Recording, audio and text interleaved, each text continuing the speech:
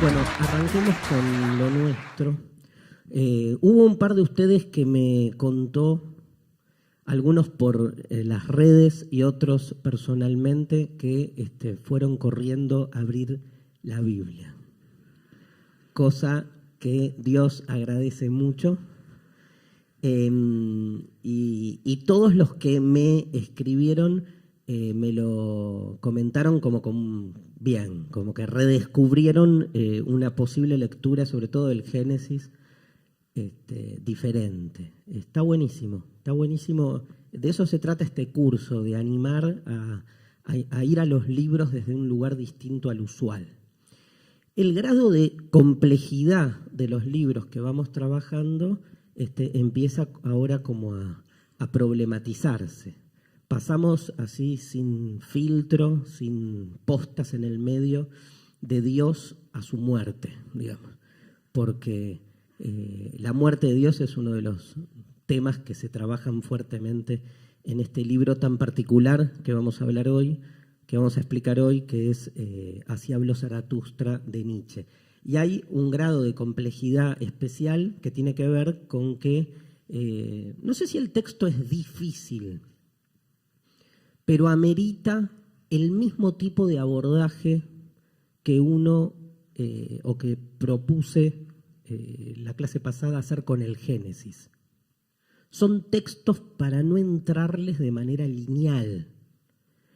Y el Zaratustra, ¿sí? A partir de ahora al libro Así habló Zaratustra le vamos a decir el Zaratustra, coincide con el Génesis en lo mismo. No es un libro para leerlo como se lee el diario, y no es un libro tampoco para leerlo de acuerdo a las interpretaciones usuales. ¿Qué es lo que nos pasa con la Biblia en general? El que no es del palo religioso no lee la Biblia porque se cree, ¿no? Se ha creído la historia de que la Biblia es el libro de ellos, cosa que intentamos deconstruir la clase pasada. Entonces, ¿cómo abordamos el Génesis? Desde un lugar distinto. Tenemos esa posibilidad.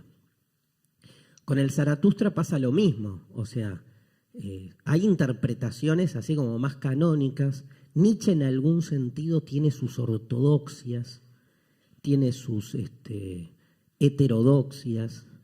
Nietzsche es un personaje en tanto autor, en tanto promotor de una filosofía que genera también un fuerte talibanismo. A mí es de los autores que yo he trabajado en esto que es la divulgación de la filosofía.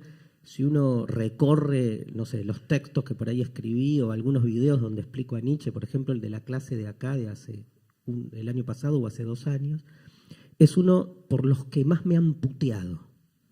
O sea, salen como los nietzscheanos duros a decir, ¿no? Increíble que a un autor cuyo lema es no hay hechos sino interpretaciones, que salgan a putear diciendo eso que decís no es Nietzsche, ¿no? Y fustigando posibles interpretaciones. Pero la riqueza de un autor para mí, salgamos del autor, la riqueza de un libro o de una idea es que posibilite la mayor y amplia cantidad de interpretaciones posibles. Y eso genera tanto la Biblia como Nietzsche, porque la Biblia también. Lo que pasa es que en la Biblia hay como un ejercicio de control por ahí mucho más directo. Con Nietzsche no deja de ser una cuestión académica. Y la pelea se da en todo caso adentro de la academia. Que es un tipo de iglesia también, digo, comparte muchos de sus mecanismos, de sus dispositivos, pero por ahí no tiene la incidencia pública que tiene la iglesia en relación al texto bíblico.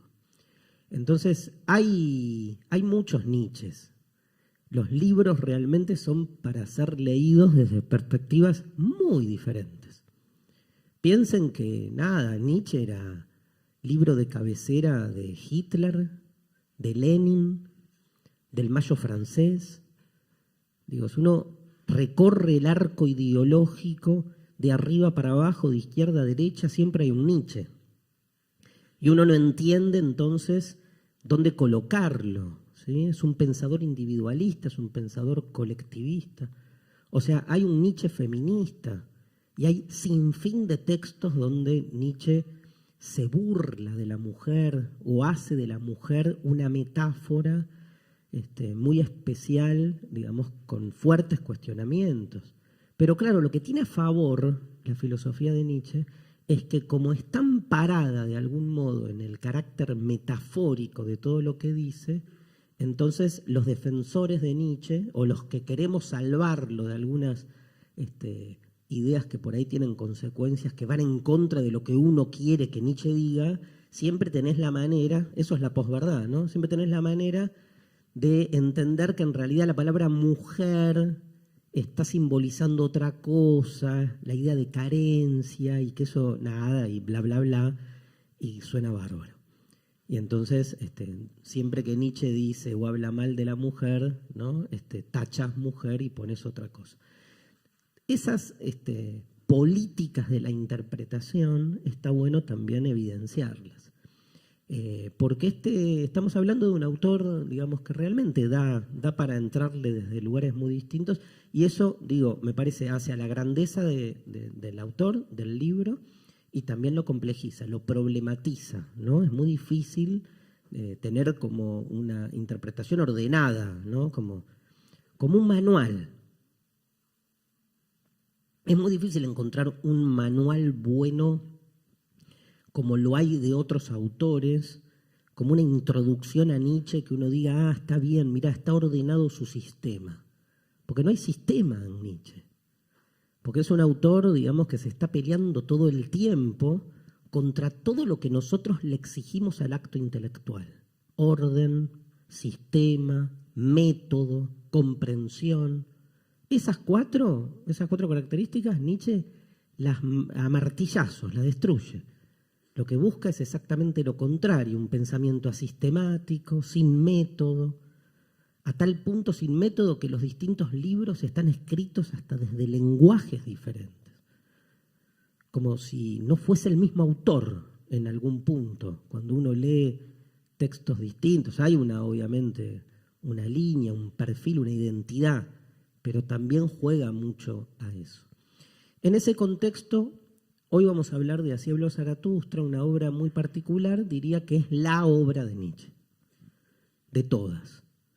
Escribió bastante, fue un autor muy prolífico, saben un poco, digo, cuento muy brevemente y muy pequeñamente, digamos, la historia trágica de una vida que de algún modo comienza en 1844. Hay muchos libros que cuentan su biografía, es muy interesante la vida de Nietzsche, se han hecho muy famosas novelas como El día que Nietzsche lloró, o películas como Más allá del bien y del mal, que cuentan la vida privada de un Nietzsche que estaba bastante enfermo, muy angustiado, con enfermedades varias y con muchas dolencias espirituales y afectivas, un tipo muy, de algún modo, dolido en sus relaciones vinculares, enamorado de quien no tenía que enamorarse, amigo de quien no tenía que ser amigo, ¿no? Entonces uno a veces ve que toda esa biografía en algún sentido explica también mucho de su teoría. Increíble, ¿no? Porque Nietzsche habla de eso todo el tiempo. Por ejemplo, Nietzsche cuando cuestiona a Sócrates lo cuestiona no por lo que dice, sino por cómo era, ¿no? O sea, alguien, dice Nietzsche de Sócrates, que se sabía que fue una persona para lo que era la estética de la época fea, ¿no? Y peleada con su cuerpo. Nietzsche hasta hace la ironía de decir que obviamente Sócrates iba a cuestionar el mundo terrenal, la materialidad y lo corporal, y a promover un mundo verdadero en el más allá simplemente porque odiaba su propio cuerpo, ¿no? Esta idea de cómo de algún modo la vivencia personal después queda en algún punto impregnando una teoría, cosa que no debería, supone uno, porque las ideas trascienden lo que es cada uno. Pero es muy interesante también analizar, para el que le interesa biográficamente, el contexto de enunciación de una idea, ¿no? ¿Por qué? ¿No? Y cuánto hay presente, cuánto hay, vamos a ver Heidegger, Ser y Tiempo, cuánto hay presente en Ser y Tiempo, escrito en 1927, de la inminente adhesión de Heidegger al nazismo. Porque al toque, ¿no?, se engancha con el nazismo. El libro lo escribe antes. ¿Cuánto hay? ¿Cuánto no hay? ¿Importa? ¿No importa? Es muy interesante ese tema. Hay muchos que dicen, no importa. Analicemos el libro, la biografía. Que lo haya escrito uno u otro es indistinto, porque lo que importa es cómo una idea después circula y qué hacemos con ella. Otros no pueden escindir, ¿no? Así como no podemos escindir a un filósofo de su obra, no podemos escindir una canción de quien la compuso. Y uno dice, no, hay música que no escucho porque no me banco al cantante o porque sé algo de su vida personal. Y uno dice, ¿qué tiene que ver la canción con la vida personal? A la mitad nos parece que mucho, a la otra mitad les parece que nada. En el marco de este debate, es sin embargo, me parece esta línea para mí. Yo no le doy más que esto, que es entender que la vida personal de Nietzsche no fue una vida normal. Fue un tipo con muchos conflictos. Y esa conflictividad yo entiendo que se hace muy presente a lo largo de su obra.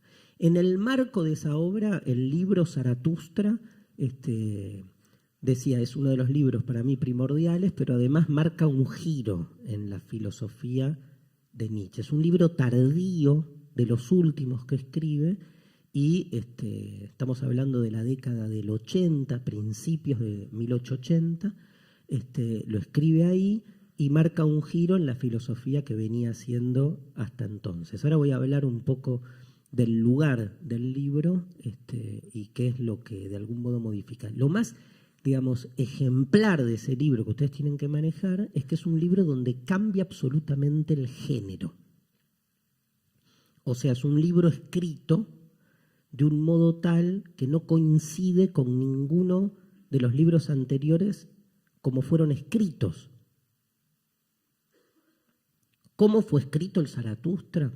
El Zaratustra es un libro cuyo modelo parece, digamos, casi una ironía, parece una caricatura, ¿sí?, de los evangelios. O sea, el libro son sermones, el libro son discursos, 80 discursos. Y en esos discursos todo es alegoría, todo es metáfora. Y los personajes que participan en los 80 discursos son metafóricos, simbólicos. Entonces hay que hacer un trabajo, un tremendo trabajo, un pesado trabajo y creativo trabajo de tratar de entender qué representa el águila, qué representa el volatinero, qué representa el mono, qué representa, por ejemplo, en la cuarta parte aparece el papa jubilado, porque murió Dios y el papa se quedó sin laburo. Y entonces Zaratustra se lo encuentra al papa jubilado desesperado porque asume que Dios ha muerto, pero no puede seguir buscando un centro, dice. Algo que le dé sentido, que le dé orden. Y se lo encuentra el Zaratustra. Pero fíjense, metáforas también. Todo está escrito en ese lenguaje donde está absolutamente más cerca de la literatura filosófica que de la filosofía ensayística clásica. Y no es que Nietzsche no escribe textos como un filósofo normal, entre comillas, ¿no? O sea, también ha escrito El origen de la tragedia, su primer gran texto publicado. Es un tratado con fuertes elementos filológicos que analiza la cultura griega y sobre todo ese tipo de producción literaria que era la tragedia. Digamos que está escrito con la forma con la que está escrito cualquier libro de filosofía de la época.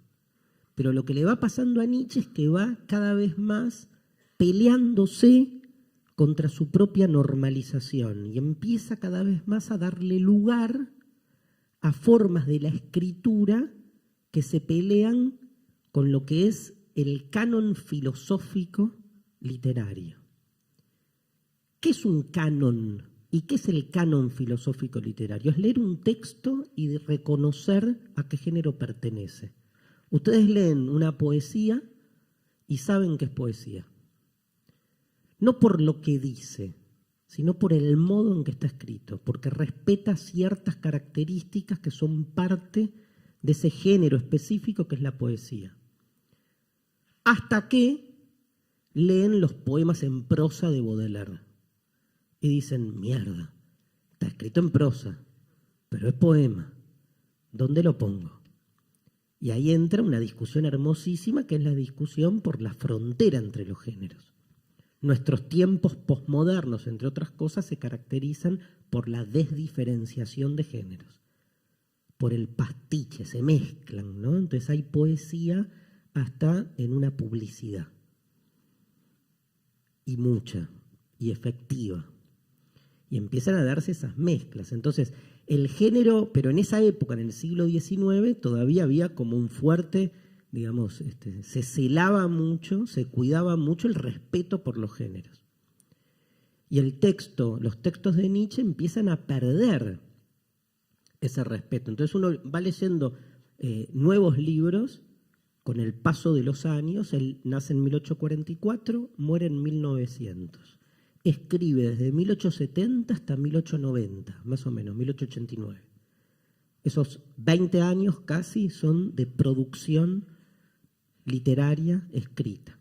En 1889 tiene un famoso suceso en Turín, en la calle, donde tiene como una especie de situación de salud, ¿sí?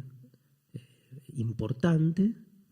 Cae en la demencia, dicen las biografías, tiene una situación con un caballo ahí y es como que pierde la racionalidad y diríamos, se vuelve loco, ¿no? Que es como se cuenta de modo más popular lo que le sucede a Nietzsche, y pasa los últimos 11 años de su vida en un manicomio, ya sin escribir y con fuertes problemas de comprensión y de comunicación, ¿no? Una demencia, diríamos, neurológicamente, entre comillas, comprobada. Digo, lejos está, después cada uno interprete lo que quiere, pero lejos está de pensarse como una metafórica de la vida en relación a la obra. Digo, los síntomas que se cuentan de lo que le sucede a Nietzsche son claramente síntomas propios de cualquier deterioro, digamos, cerebral que lo conduce y que lo fue conduciendo, porque en los últimos años, previo a 1889, se nota, sus últimos libros se nota. Ahora, increíblemente, en esos últimos libros donde se nota esa pérdida de control de su propia conciencia, surgen las ideas como más disruptivas. No sé si decir creativas, porque se produce una paradoja ahí, ¿no? Digo, o sea, la pasaba mal. No es que la pasaba bien y uno dice, qué groso, qué suerte que enloqueció, así escribió esto. Esa justificación es dura. Y es para repensarla, ¿no? Ahora, es evidente que ahí hay un problema, porque esos textos, por ejemplo, el Ecce Homo, que es el libro donde recorre toda su obra, se nota, ¿no? Ya un otro Nietzsche, más allá del bien y del mal, la genealogía de la moral, el anticristo, los libros de la última época que inicia el Zaratustra de la década del 80, se nota este cambio.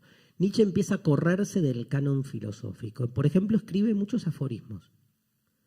Un tipo de estructura literaria que piensen que para la academia filosófica es un horror, ¿no? Hoy y hace 150 años. Por lo simplista del aforismo, porque no hay desarrollo, pero en la mayoría de los libros de este segundo Nietzsche empiezan a aparecer aforismos por todos lados.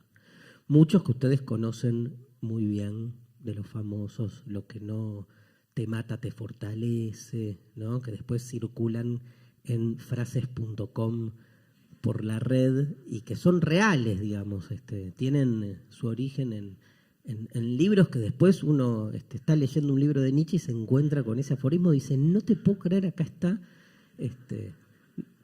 Y son aforismos pensados para ser escritos de esa manera, ¿no? Y para llegar de ese modo. O sea, empieza a pelearse entonces con la forma de escritura. ¿Por qué se pelea? Porque de alguna manera, y esto también es fundamental, y esto va a aparecer en el Zaratustra, porque él no, digamos, el Zaratustra, cierro esto antes de contestar la pregunta, el Zaratustra está escrito entonces como un grupo, como un conjunto de sermones. Cada sermón, cada discurso tiene un título, tipo de los predicadores de la muerte, de los nuevos ídolos, del amor al prójimo. Y está en cada uno de esos discursos, no en todos, pero en la gran mayoría, hay una pequeña descripción de lo que está sucediendo en ese momento.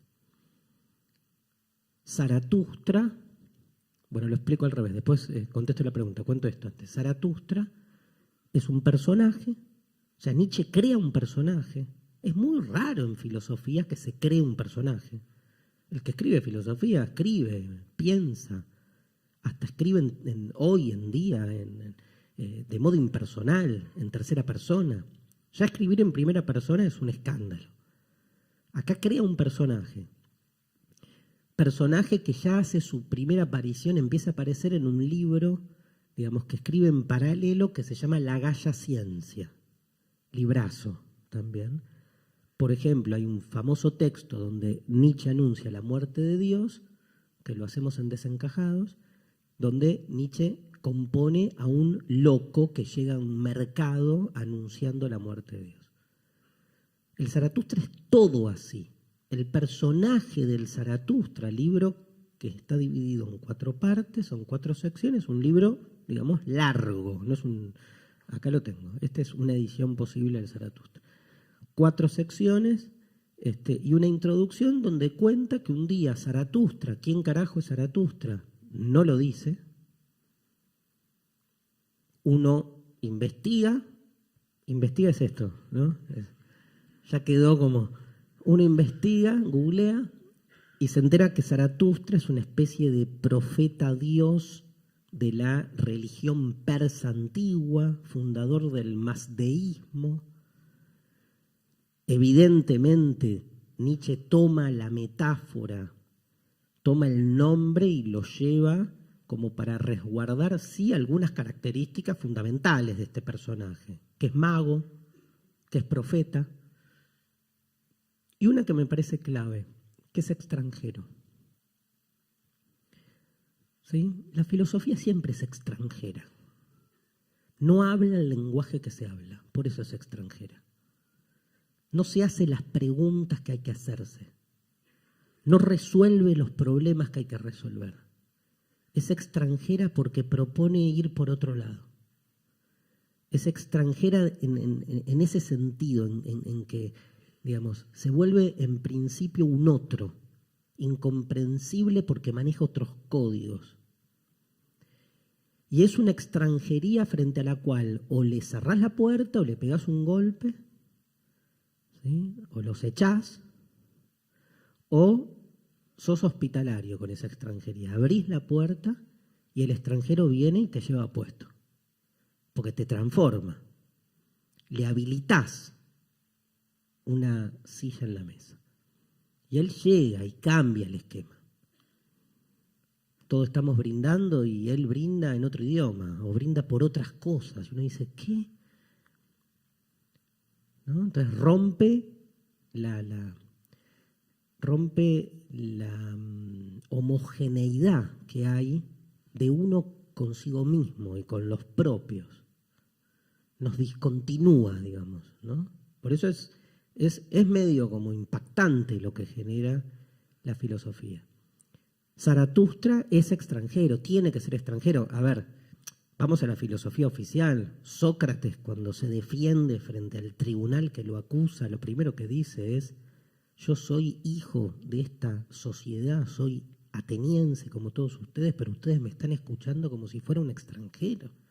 Así empieza la apología, porque hablo otro idioma. Hablar otro idioma es mucho más profundo que hablar realmente un idioma nacional diferente. Es, digamos, articular una serie de pensamientos que no son para nada compartidos y que nos obligan realmente a abrirnos para ver qué nos provoca eso, a dónde nos lleva. Entonces, este extranjero que es Zaratustra viene y es una especie de profeta, y así empieza el libro, sin más explicaciones. Llega un día al mercado, siempre el mercado, ¿no? Una figura muy propia de esa época. Yo creo que hoy sería la televisión el lugar de intercambio. El mercado tiene algo de intercambio, obviamente. Piensen que la filosofía misma nace en el mercado de Mileto, donde se donde se produce la interacción y el entrecruzamiento entre la cultura oriental y la cultura griega. O sea, los primeros filósofos son de Mileto, y en Mileto lo que hay es un cruce de culturas. Y el cruce de culturas, antes que nada, es comercial. Y les digo algo más, a todos los hippies que somos también, el comercio es abstracción. Se abstrae valor y se intercambia. La filosofía es abstracción. Entonces, hay una afinidad en la creación de este acontecimiento que es la filosofía, que está muy emparentada con quien después la filosofía se pelea todo el tiempo, que es la economía. No es casual la obsesión de la filosofía con la economía. Son Caín y Abel. ¿Se acuerdan, no? Nacen casi hasta de un mismo, claro, son del mismo palo. Tienen un origen común y después empieza esta diferenciación. Entonces llega Zaratustra a anunciar el final, o sea, la muerte, no de Dios, sino del último hombre. Peor todavía. Porque una cosa es anunciar la muerte de Dios, como el loco del mercado, de la galla ciencia, y otra cosa es anunciar el fin de lo humano. Llega Zaratustra a un mercado a anunciarle a la gente la muerte del hombre, que estamos viviendo la época del último hombre y que se va a producir dentro de muy poco el advenimiento del superhombre. Muere el último hombre, que somos todos nosotros, y llega el superhombre. ¿Qué carajo es el superhombre?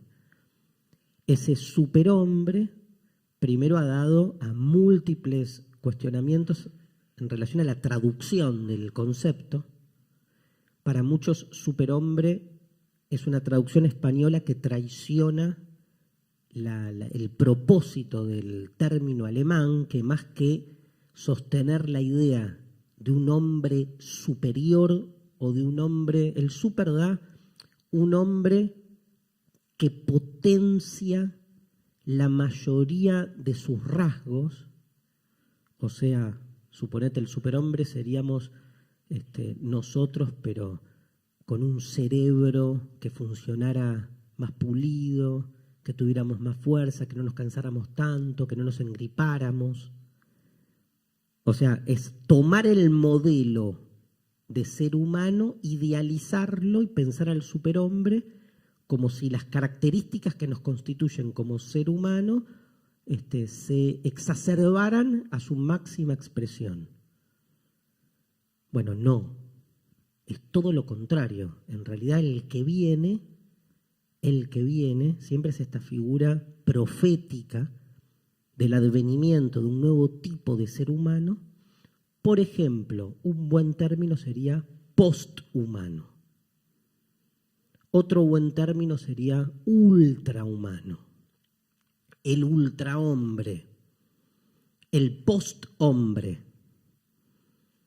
O sea, está viniendo, dice el Zaratustra, aquella especie que nos va a reemplazar. Aquella especie que nos va a reemplazar, esto es clave, no es mejor que esta. No es mejor en el sentido de que no es esta mejorada. No somos nosotros sin necesidad de clavarnos cada tanto un clonazepam, o no somos nosotros, digamos, sin necesidad. Ya no somos nosotros. Es más, para que llegue el superhombre, que repito, no es mejor, puede ser mejor, pero no mejorado, ¿sí? O sea, no hay progreso, no es evolutivo. Es mejor porque esta especie humana que somos para Nietzsche es una cagada atómica. Tiene que explotar, va a explotar. Lo que viene va a ser mejor siempre, pero no mejor en el sentido de que uno puede encontrar una linealidad, sino mejor porque directamente desaparece no solo esta forma de lo humano, sino la forma en que pensamos que algo puede ser mejor. O sea, es realmente un post en el sentido de que se disuelven todas las categorías con las que hoy nos pensamos a nosotros mismos. Comparo. No es muere Dios y aparece otro Dios mejor que el anterior porque entonces resuelve más los problemas que el viejo. Es aprender a vivir sin Dios, sin centro. No como ese pobre papa jubilado que no puede, busca el centro. Es aprender a vivir sin centro. Que no es lo mismo que matar ese centro llamado Dios para reemplazarlo por otro centro llamado el dinero o por otro centro llamado el amor o todas esas boludeces que el ser humano genera para encontrarle un sentido a la cosa. Es aprender que no hay que buscarle un sentido a la cosa para que la cosa tenga sentido.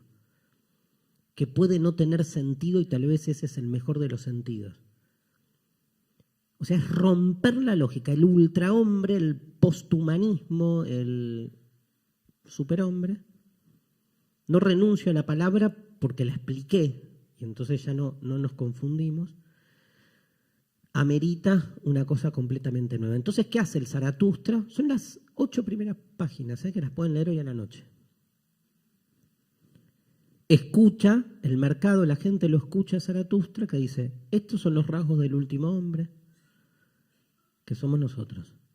Un ser que cree en el alma y el cuerpo, que quiere ser feliz, atravesado por la ética, que cree en el bien y en el mal, que cree que existe una verdad, que cree en el amor.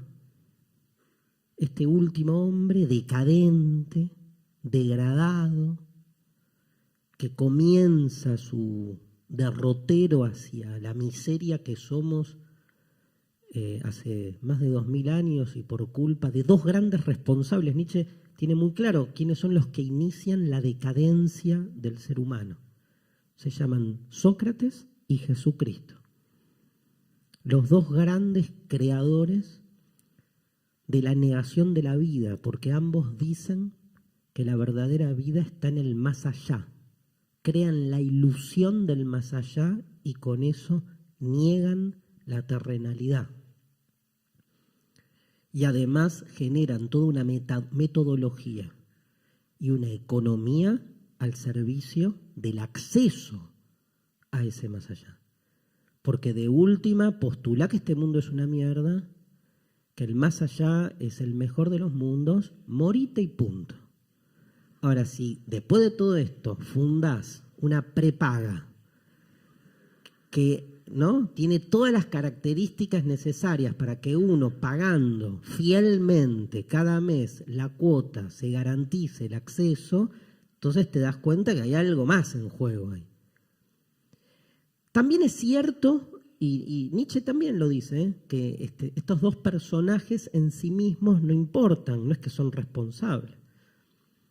Todo el mundo coincide que si Jesús volviese a resucitar de su resurrección y viera lo que ha sido la historia de la Iglesia de los últimos 2000 años, decidirían no resucitar más, por lo menos, por un tiempo. O habría que ver a quién elige, ¿no?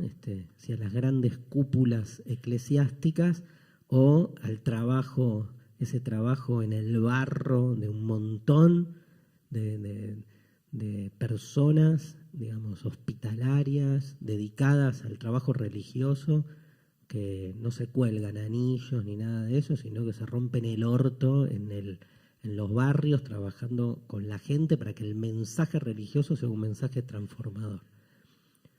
Hay que ver dónde estaría Jesús. Entonces, el Zaratustra lo que hace es comparar ambos modelos. Dice, estas son las características del último hombre, características que suponen la degradación que comienza con Sócrates y Jesús, y por otro lado, el advenimiento del ultrahombre, un ser contingente, un espíritu libre, dice. Esta es una figura muy recurrente en Nietzsche, el espíritu libre. El libro donde mejor la desarrolla es Más allá del bien y del mal. El espíritu libre que no tiene ataduras, el espíritu libre que elige el desierto, el espíritu libre que da para pensarlo nietzscheanamente en relación a lo que quieran, a la vocación, a la monogamia, a la relación con los hijos, a la relación con los objetos. O sea, el que realmente logra, como dice Nietzsche en todas las obras, la transmutación de todos los valores. O sea, subversión en serio. No ser el subversivo que el poder necesita que uno sea, sino romper ese esquema dual, ¿no? Por eso es otra lógica incomprendida. Y la gente obviamente que elige al último hombre. Le dice, gracias Zaratustra, pero llévate al superhombre, no nos interesa en lo más mínimo. Y él no lo puede creer, pero tampoco sufre. Estuvo en la montaña un montón de años, creyó que era el momento para venir a dar su mensaje. Y en ese momento, estoy en la página 7, en ese momento hay un acróbata, un volatinero, que está haciendo malabares arriba de una cuerda, como cruzando por una cuerda, y todo el mundo mira para arriba. Y entra un bufón medio a molestarlo y el volatinero cae y se hace mierda. Y muere. Tiene un diálogo con el Zaratustra, pero muere. Estaba destruido. Él ve la cuerda, ¿no? Y dice esto: el ser humano es un puente, un tránsito, una cuerda que va de lo animal al superhombre. Somos tránsito, somos un puente. Todo el tiempo en el Zaratustra está la idea de que nada es definitivo. O sea, una de las consecuencias así directas de la lectura, de las conclusiones directas que podemos sacar de la lectura del Zaratustra, es que no existen las esencias, las naturalezas, y menos la humana. Es más, diría, cada vez que vemos que hay una definición de la naturaleza humana, lo que hay es cortar ese puente. O sea, se toma un momento del tránsito y se lo sustancia como si fuese el modelo de lo humano en general. Como que uno dice, ¿qué es el ser humano? Bueno, es un ser, no sé, heterosexual, pero ¿por qué? Si en la mutación permanente de la vida sexual de esto que hasta ahora es llamado ser humano fue cambiando de modo recurrente y sigue, nada, no importa, vos recortás un tramo donde la heterosexualidad se vuelve norma, se vuelve heteronormatividad y la postulás no como una forma más de la sexualidad que se impuso sobre otras, la postulás como algo propio de la naturaleza biológica y orgánica del ser humano. ¿Qué hiciste? Postulaste un ser humano definitivo, que viene así por naturaleza. Pero si el ser humano es un tránsito, eso significa que ninguna de las formas en que el ser humano se presenta es última, no hay ultimidad en ningún aspecto, ni en la propiedad, ni en nada. Digo, también en cuestiones políticas, económicas, sexuales, afectivas. Ahora, el problema con el que seamos un puente, un tránsito, ¿no? Esta idea del ser humano es un puente que va de lo animal. Está lleno de animales el Zaratustra, ¿eh? Ahora vamos a ir con eso. Que va de lo animal a esta especie de superhombre. El problema con el tránsito es si ese tránsito o ese puente sigue una lógica. ¿Hay una lógica en ese tránsito o no hay una lógica? Y nosotros provenimos, en ese sentido, de una cultura moderna profundamente liberal por un lado y positivista por otra, que entiende ese tránsito en términos evolucionistas, pero con una interpretación del evolucionismo por superación y progreso. Una interpretación incluso absolutamente, digamos, muy cuestionable y falta de lectura en algún punto del darwinismo, que entiende que la evolución de las especies supone la idea de progreso, como que las nuevas especies que van evolucionando son mejores que las anteriores. Provenimos de la ameba, somos superiores a la ameba, porque domesticamos a la ameba. La ameba tiene muchísimos más años que nosotros y sigue sobreviviendo. Nosotros en cualquier momento desaparecemos, pero creemos que somos superiores a la ameba. Creemos que somos superiores a la bacteria, que cuando quiera hace ¡ping!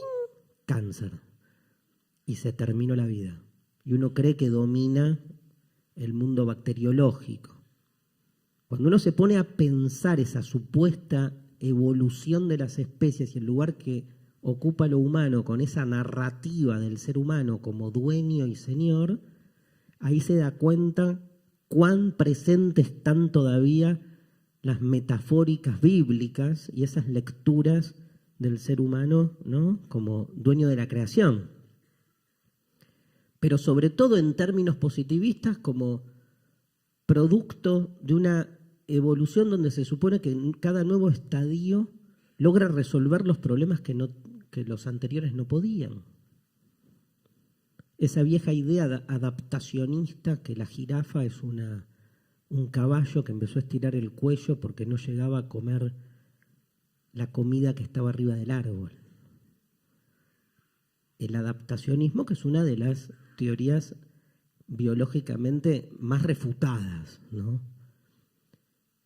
Porque ¿qué dice? Y perdón que me meto con este tema, pero ¿qué dice el origen de las especies? De Darwin, que promueve un paradigma científico aún vigente,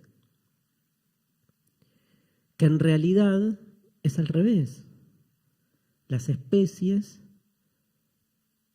todas las especies, son proclives a variaciones azarosas, dice Darwin. Variaciones azarosas.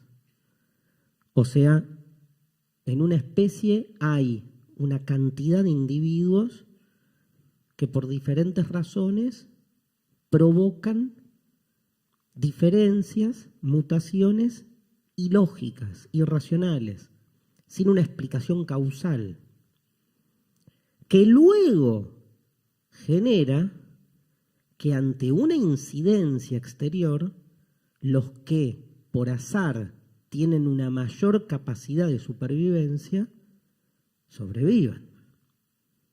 O sea, cuando llegó la glaciación, no es que sobrevivieron los que entonces rápido sacaron pelos para que el frío no los mate, sino que aquellos que eran en general cargados por sus amiguitos, los mamuts, diciéndole, qué boludo, sos un peludo.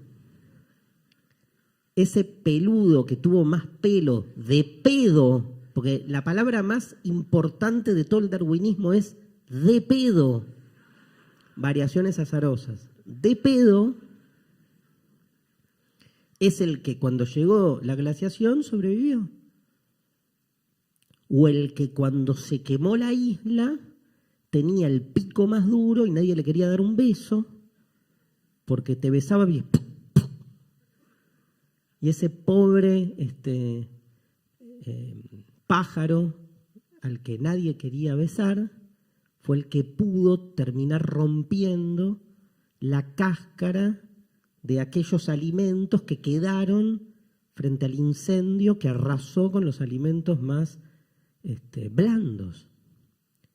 Ahora, ¿por qué pegó un pico más duro? Y yo qué sé. Porque sí. Falta explicar eso. Lo que sí seguro no hay es teleología ahí. No es que sacó un pico más duro para romper la bellota. Me acordé de la era del hielo, ¿no? Que sigue. Sí. O sea, no es que fue, es al revés. Entonces, filosóficamente, ¿qué palabra explica esto? ¿Progreso? ¿Necesidad? No, contingencia. Contingencia. No es que las contingencias significa justamente esto, que todo puede ser de otro modo y que las especies que sobreviven no sobreviven porque son mejores o porque, no porque son mejores, no sobreviven porque se lo merecen. No es que hay un mérito en lo que hicieron. Tipo, no, bueno, nadie laburaba y yo iba con el pico todos los días para endurecerlo, ¿viste? Estaban ahí, no hacían nada, con las antenas de DirecTV. O sea, evidentemente la meritocracia explica, o sea, la meritocracia es la filosofía, ¿sí?, que siempre justifica el derecho de los privilegiados. Es una forma de sostenerse en el privilegio, nada más. Porque, no, pero en serio, porque del privilegio que sea, ¿no? Porque es como uno la sostiene porque está de ese lado, la meritocracia. Uno siempre sostiene su propio mérito. Pero bueno, el tema es que este contingencialismo que aparece ahí explica justamente esta lectura de un Nietzsche que entiende que el Zaratustra no es un ser más evolucionado. El Zaratustra no viene a anunciar la llegada de un ser más evolucionado que este último hombre decadente. Viene a anunciar una implosión. El ser humano decadente implota, llega a su fin y aparece entonces un nuevo tipo de humanidad o poshumanidad que obviamente los que en ese momento están ahí rechazan. El hombre es una cuerda y esa cuerda no tiene lógica. Ahora, hay que bancarse a asumirnos como tránsito. Porque si nos asumimos como tránsito significa que todo lo que nosotros pensamos, creemos y definimos de nosotros mismos en algún momento va a mutar. No hay ultimidad, no hay ningún concepto ni ninguna característica que se sostenga como algo eterno, lógico, definicional.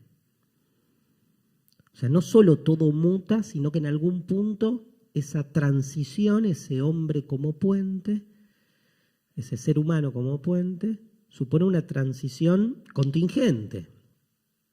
Eso que genera vértigo. No nos asusta, nos perturba. O sea, a a muchos de nosotros nos perturba pensar que dentro de muy poco tiempo la reproducción natural va a desaparecer y que la especie humana va a reproducirse tecnológicamente seguramente por distintas técnicas clonacionales. Y uno dice, no, o sea, pará, hay que ponerle un tope al desarrollo tecnológico. ¿Por qué? No, porque hay que defender la naturaleza humana. Definila. Y siempre te definen la naturaleza humana y el modelo del humano es blanco, europeo, macho, burgués, heterosexual, liberal e hincha del Real Madrid. Es como ¿no? El esquema, o sea, entonces contra eso de algún modo me parece uno se pelea, ¿no?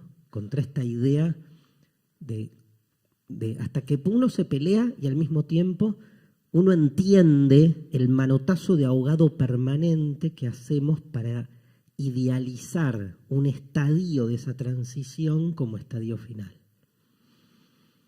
Angustia. Es que en el fondo, si uno lleva las cosas a su radicalidad, en el fondo, lo desfondado. En el fondo, no hay fondo.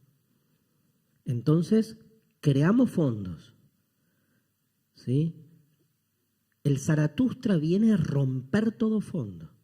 Viene a decirnos, se puede vivir desde otro lugar. Se puede crear un sentido que no es este sentido usual. Se puede convivir con el vértigo y que el vértigo sea creador, que el vértigo sea positivo. Para eso hay que romper todos los esquemas previos, pero no hay que romper, ¿sí?, un fondo, otro fondo u otro fondo. Hay que romper la idea de que necesitamos de un fondo. Entonces, es un trabajo realmente revolucionario el que se genera acá. Por eso tiene mucho, fíjense qué loco, tiene mucho de anverso de lo religioso. Zaratustra es un profeta, es Jesús, es el anti-Jesús. Pero como anti-Jesús, ¿por qué es el anti-Jesús? Porque viene a negar el cielo, viene a negar la naturaleza humana, viene a negar la verdad, viene a negar la amistad, viene a negar el amor. Ahora, ¿para qué niega el amor? Para que nos podamos enamorar. ¿Para qué niega la amistad? Para que tengamos de verdad amigos. ¿Para qué niega la verdad? Para que podamos entender algo y no aquello que nos imponen como certeza última y establecida. ¿Para qué niega la felicidad? Para que seamos felices. O sea, el esquema es un esquema totalmente, digamos, transgresor, ¿sí? Porque rompe, digamos, no una u otra propuesta, rompe la lógica con la que venimos pensando las cosas. Es anti-Jesús porque al negar todo eso, sin embargo, no deja de ser un predicador. Es como que muchos dicen que lo que hace Zaratustra es justamente, el libro Zaratustra es una parodia del Nuevo Testamento, claramente. Ahora, esa parodia tiene la dualidad de toda parodia. Pablo Seman trabaja mucho, ¿no? La idea de parodia, el curso que invitaba a Adriano para mañana, con la música, con la cumbia, con la cultura popular. Digamos, pero como toda parodia, la parodia cuestiona a través de una continuidad. Entonces, es utilizar el mismo lenguaje, las mismas figuras, los mismos personajes del Nuevo Testamento para decir todo lo contrario. Pero el dispositivo es el mismo. Esto podría ser la Biblia. Es más, para muchos es la Biblia, el Zaratustra. Podría ser la Biblia en el sentido de que no solo porque está escrita como tal, sino que tiene en algún punto el mismo propósito, aunque cuestione ese propósito.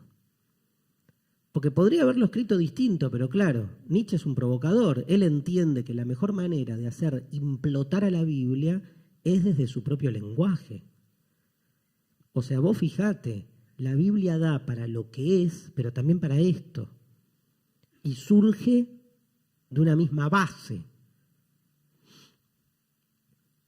El volatinero se muere en el piso, todo el mundo sale corriendo, y el Zaratustra agarra el cadáver del volatinero y se va caminando con él hacia la montaña. En un momento lo deja apoyado en un árbol y entiende que llegó el momento de dar sus enseñanzas. Y abre la boca y habla. Fin de las primeras 15 páginas, y a partir de ahí comienzan los discursos del Zaratustra. Esos discursos van atravesando distintos temas muy diversos, va pasando por, de manera, les diría, hasta aleatoria, no hay ni una lógica. O sea, no es que un discurso viene atrás de otro y se mantiene una idea. Son muy pocos casos. Hay muchos intentos de tratar como de sistematizar las 4 partes que tiene el libro. Les cuento, él escribe las 3 primeras partes las escribe con un tiempo, con pocos meses de diferencia, y el libro es pensado con esa introducción y las 3 primeras partes, y un año después escribe la 4ª parte, pero la escribe como inicio de un nuevo libro que al final no publica, y una vez que él cae en la demencia, recién en 1892, esto él lo escribe entre 1882, 83 y 85, en 1892, 10 años después, se publica el Zaratustra entero con esa 4ª parte añadida. Él escribe el libro de una manera muy particular. Él lo cuenta en Ecce Homo. Ecce Homo es un libro donde su segunda mitad Nietzsche va relatando por qué escribió los libros que escribió. Y para los que estudiamos a Nietzsche es genial, porque de algún modo aparece lo que en el libro no está, que es lo que originó esa idea.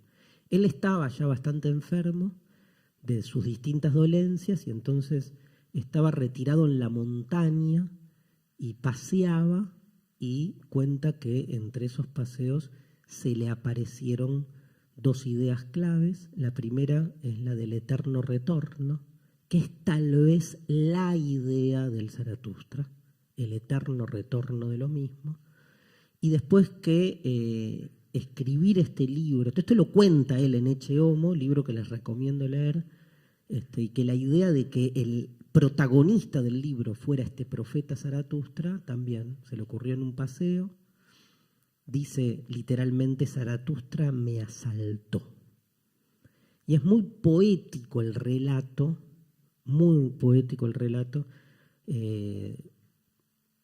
que Nietzsche hace de la creación de su obra. Entonces quiero, para que ustedes también escuchen a Nietzsche, ahora voy a contar cuáles son los temas del Zaratustra, pero para que también tengan un poco de escucha de lo que es la forma de escribir misma de Nietzsche, les quiero leer algo que no lo encuentro. Acá está. Nietzsche termina de escribir el Zaratustra, y en Ecce Homo cuenta qué le pasó una vez que se sacó el libro de encima. Ya está, lo escribí. Parió. ¿Qué me pasó después? Dice en Ecce Homo lo siguiente: prescindiendo de estas obras de 10 días, cada parte del Zaratustra la escribió en 10 días. Y repitió el mismo esquema: 10 días la parte 1, 10 días la parte 2, 10 días la parte 3, todo esto en 3-4 meses. Prescindiendo de estas obras de 10 días, los años del Zaratustra, y sobre todo los siguientes, representaron un estado de... Escribiste el Zaratustra. Escribiste el Zaratustra. ¿Qué va a decir? Un estado de felicidad sin igual. ¿Qué dice Nietzsche? Un estado de miseria sin igual. Y dice de sí mismo, se paga caro el ser inmortal. Se muere a causa de ello varias veces durante la vida. Yo no me puedo sacar esta frase de encima. Se paga caro el ser inmortal, se muere a causa de ello varias veces durante la vida. Hay algo que yo denomino el rencor de lo grande.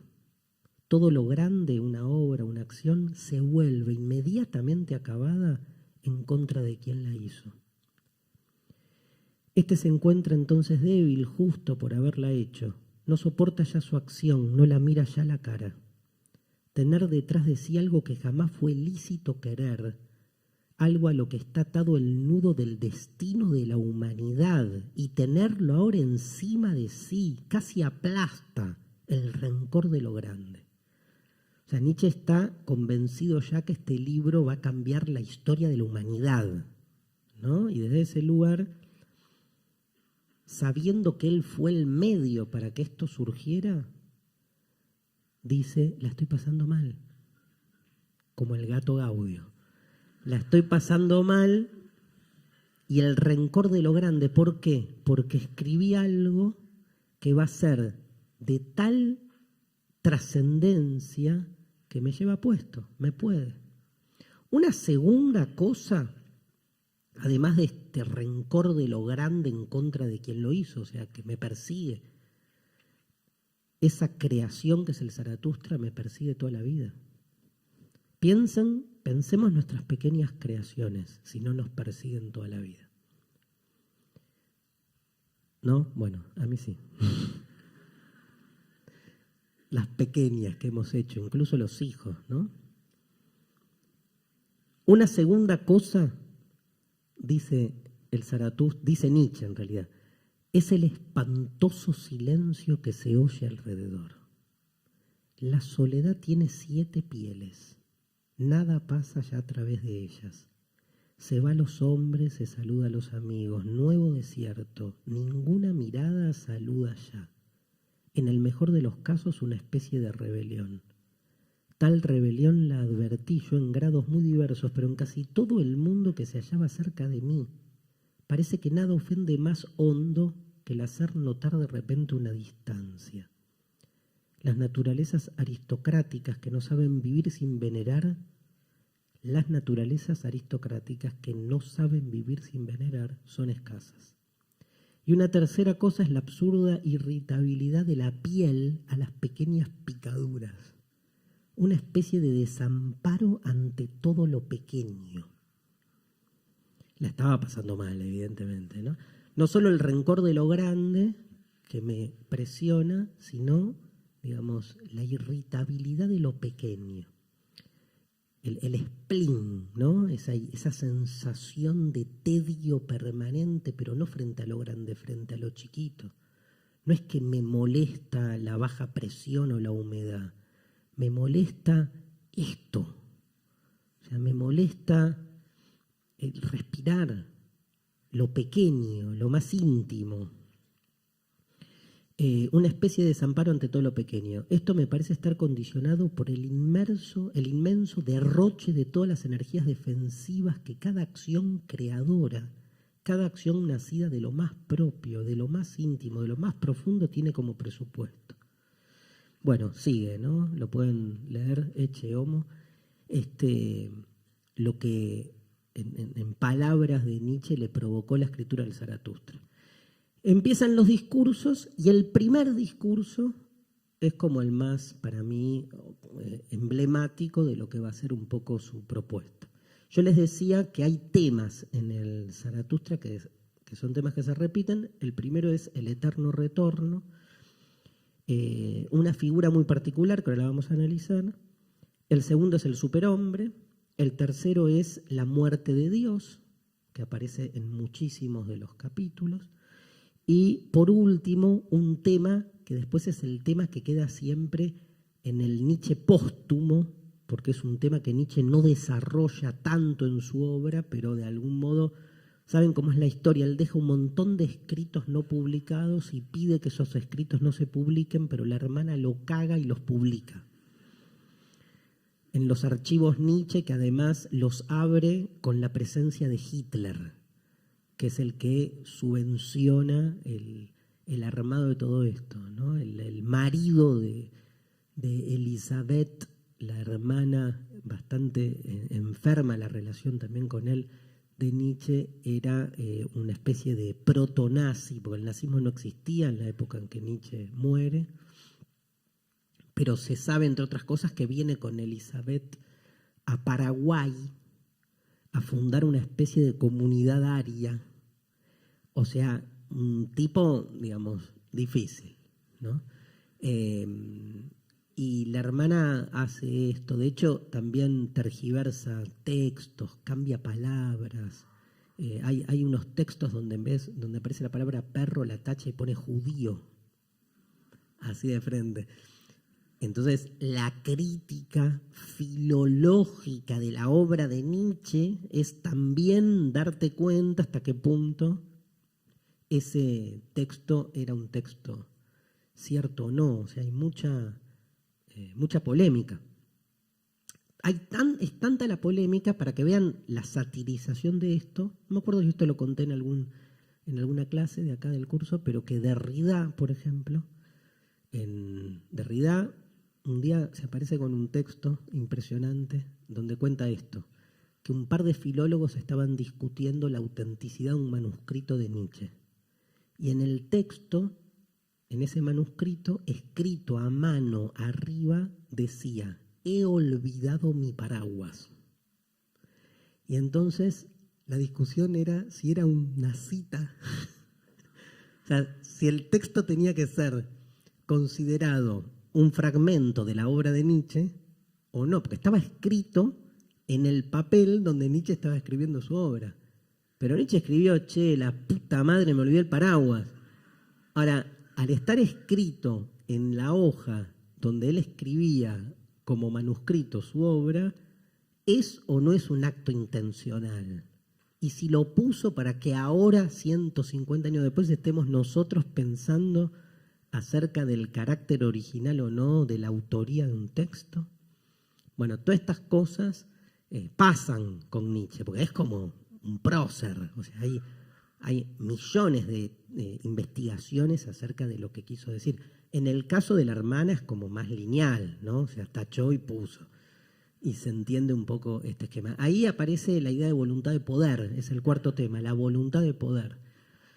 Un temazo, ¿no? Porque aparte está asociado después a interpretaciones por ahí más políticas, cuando es un concepto más ontológico. Pero, digamos que, nada, supone esto, como tratar de entender, de interpretar, ¿sí?, en cada caso, más en un autor tan metafórico, que quiso decir. Estos son como los cuatro temas. Empieza, el primer texto se llama De las tres transformaciones.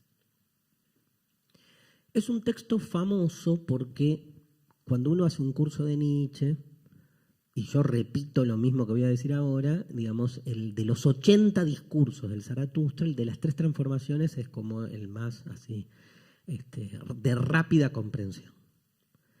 Se llama De las tres transformaciones, y en ese texto lo que hace Zaratustra es explicar las diferentes transformaciones que vivió y que vive la naturaleza humana. Que ya la naturaleza humana no es naturaleza porque se transforma.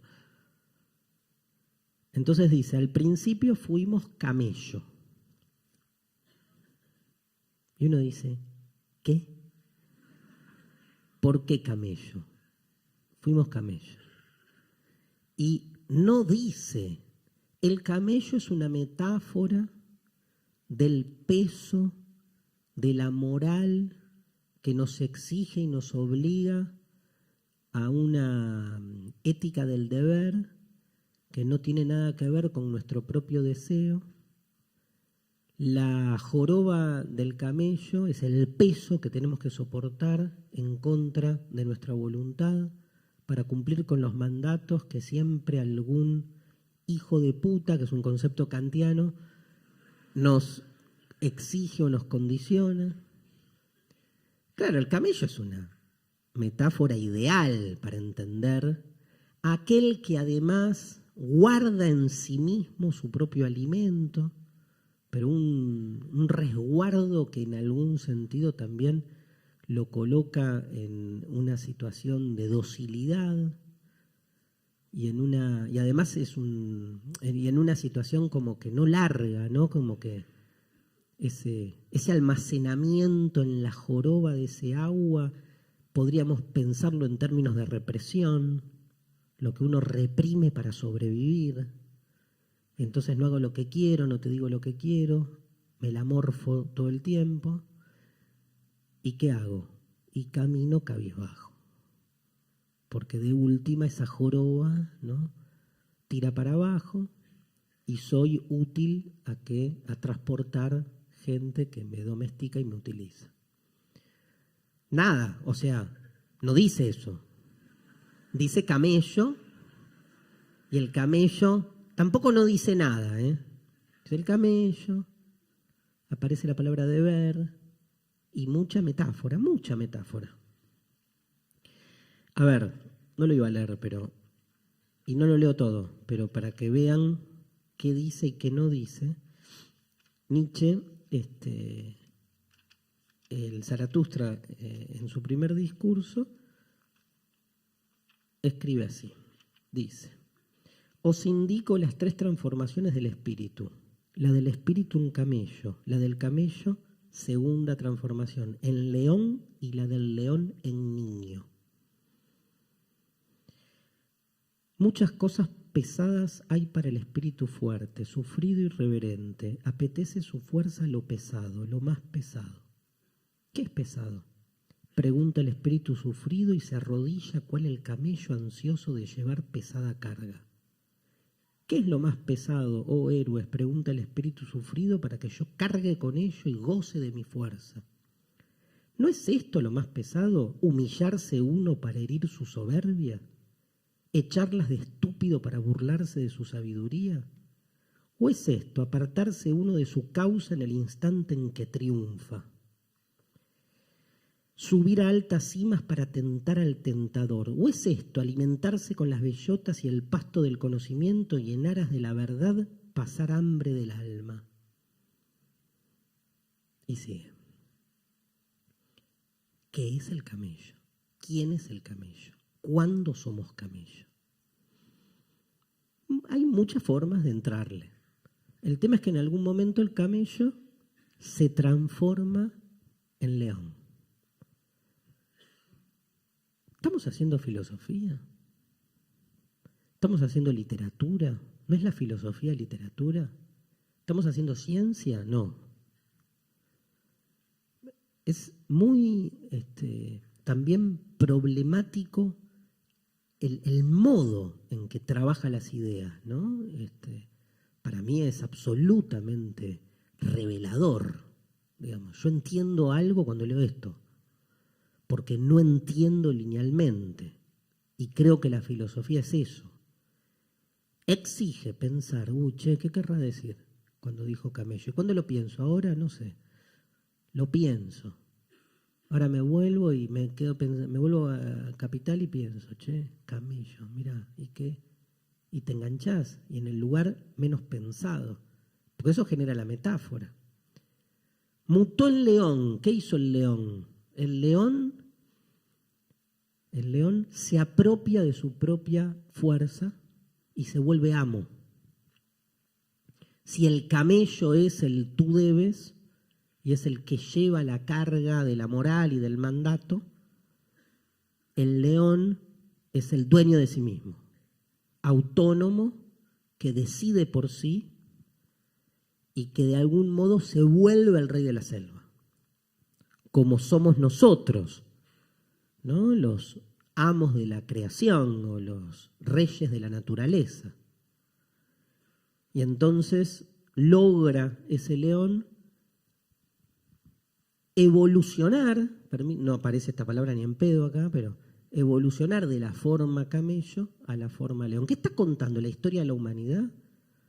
¿O nos está contando la historia de nuestra humanidad puesta en nuestro propio relato? Porque pero ya te digo cuando fui camello, ya cuando sigo siendo camello, lo tengo muy claro, cuando fui león y me creí león. Y lo peor del león es que el león se cree el rey de la selva, ¿no? Pero la verdadera libertad, dice el Zaratustra, está en la última mutación. Uno dice, camello, león, ¿a dónde va? ¿No? ¿Qué va? Un rinoceronte, o sea... y tira niño, que es otras cosas que me encanta, que es la absoluta falta de coherencia. Pero de coherencia, digamos, literaria, porque ¿qué tiene que ver? ¿Por qué niño? No va en un tríptico, o sea, va otro animal, no va niño, pero fue niño. ¿Y por qué niño? Y ahí nos mata, ¿no? El niño es el único creador, dice el texto. Después son 2 páginas. El niño es creación, originalidad, juego. El niño es libre, ¿saben por qué? Terrible, ¿eh? Porque olvida. Olvida. Un día está llorando y a los 3 segundos está contento. Soltó. Es libre porque suelta. Es libre porque rompe con la linealidad de las cosas.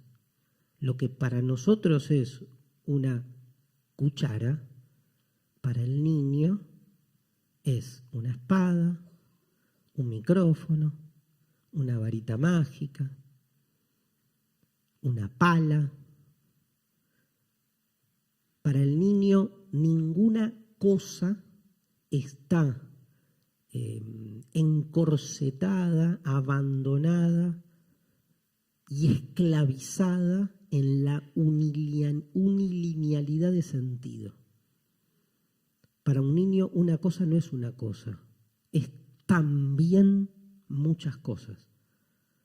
Por eso esto es cucharita, espada, varita, batería. No la batería, sino los palos de la batería. En cambio, todos los que estamos acá somos unos pobres adultos para quienes una cuchara no es otra cosa más que una cuchara.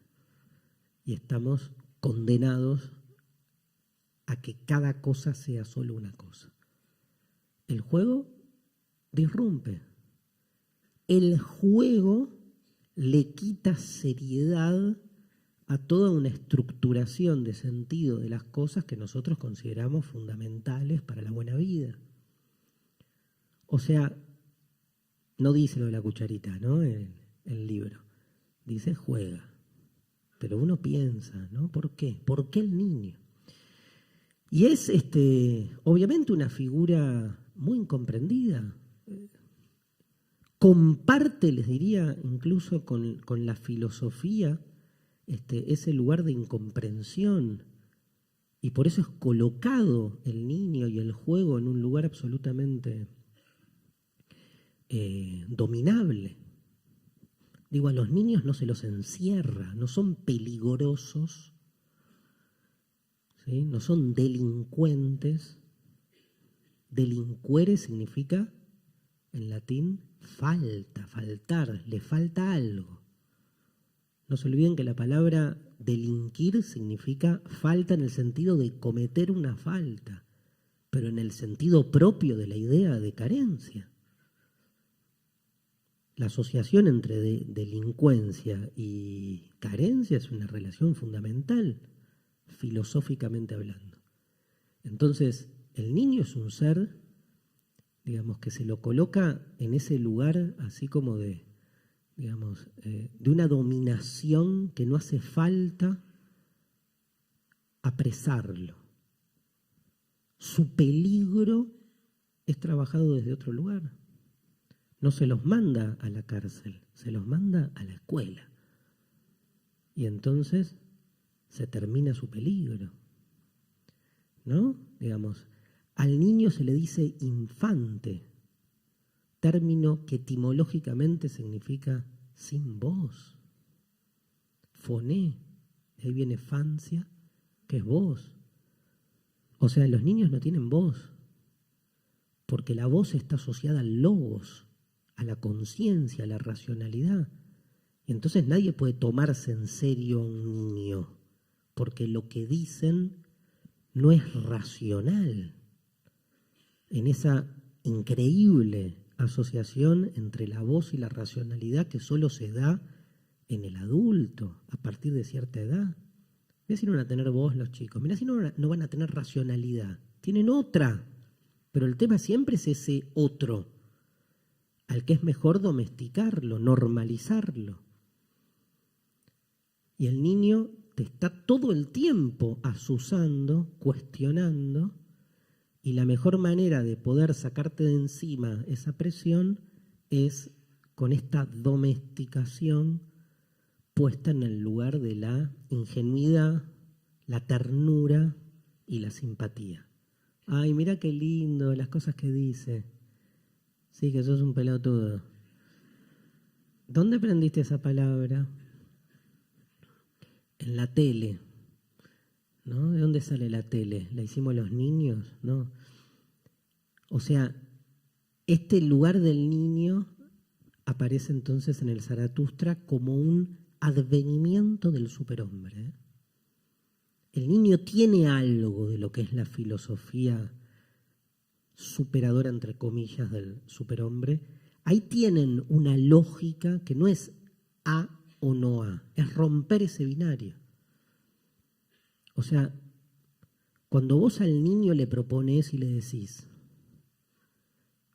balotage, elegí, ¿qué hace el chico? Se ríe y se va para el otro lado.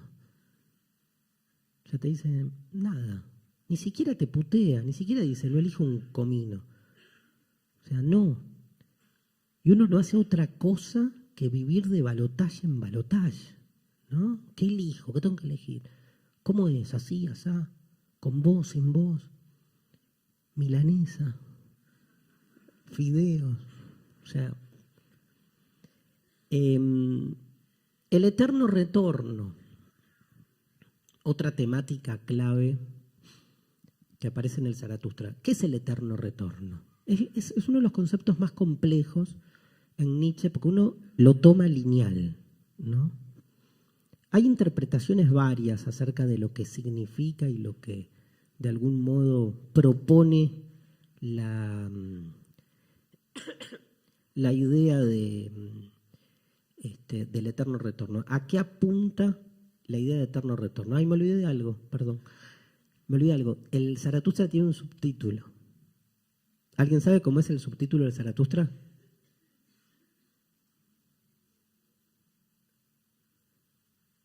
No.